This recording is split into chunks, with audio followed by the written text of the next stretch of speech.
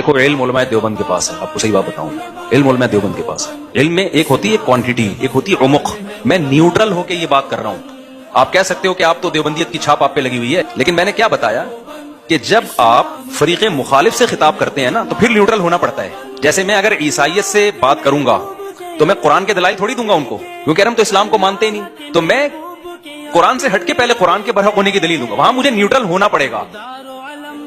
तो मेरे अकायद वही है जो उलमाए देवबंद के अकायद हैं, क्यों है वो मैं भी बताता हूं। लेकिन जब मैं अहले हदीस से बहस करूंगा, जब मैं बरेलवी मकतबा फिक्र से बहस करूंगा, फिर मैं थोड़ी देवबंदियत का हवाला दूंगा कि हजरत मौलाना थानवी ने ये लिखा, तो फिर मैं उससे ऊपर जाऊंगा। मैं किसकी बात करूंगा? अपना बरहक होना, यहां तक कि उलमाए देवबंद का बरहक होना भी मैं कुरान और सुन्नत से साबित करूंगा।